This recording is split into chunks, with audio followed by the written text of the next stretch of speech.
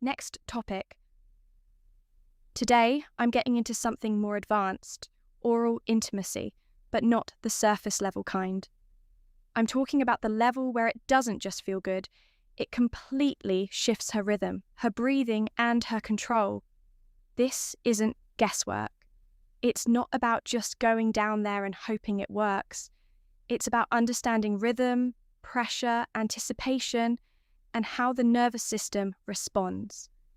When I get this right, it's the difference between something she enjoys and something her body fully reacts to.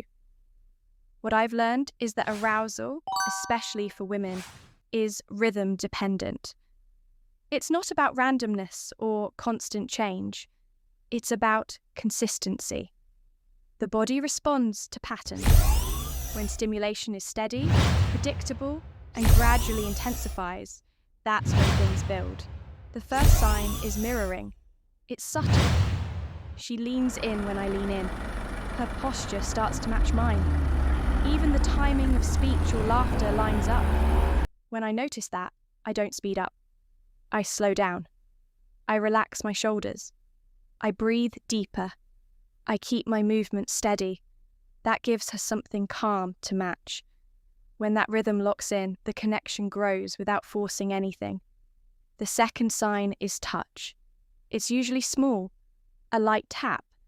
A hand brushing my arm. A knee that stays close instead of pulling away. That's not random. That's a test. Is this okay? When it happens, I don't jump on it. I pause. I let the moment sit for a second, then, if it still feels mutual, I respond gently. Something simple. A brief touchback. Nothing rushed. That's what turns a quick moment into something that builds. The third sign is eye contact. If she holds my gaze longer than normal, or looks at my lips and back to my eyes, that's a shift. When that happens, I don't break it right away. I hold eye contact just a little longer than feels easy. Then I glance away briefly and come back. It creates a quiet tension, like a silent back and forth. That moment alone can carry a lot of energy. Now, here's how I read it overall. 1 sign means she's comfortable. 2 signs mean she's curious. 3 signs at once means there's real chemistry. If I only see 1 or 2, I don't push. I stay steady, let things build naturally. If I see all 3, that's when I stay present and let the moment grow instead of rushing it. Because the biggest mistake isn't missing technique, it's missing timing. When I slow down and actually notice what's happening, things feel clearer. Less guessing, more connection.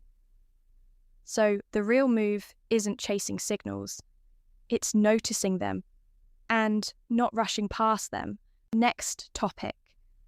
Most people don't actually get rejected, they just miss the signals. Today, I'm breaking down 3 signs she's interested and what I do when I notice them. There's that moment where I think, is she into me or am I reading this wrong?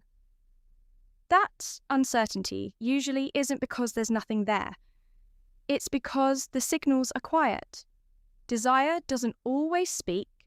It shows up in small shifts: breath, body angle, eye contact. When I miss those, the moment passes. Not in a dramatic way. It just fades. So I stopped guessing and started paying attention. Here's what I've learned. Before anything is said out loud, the body already decides. When there's attraction, people start to sync without thinking. Energy lines up, movements match.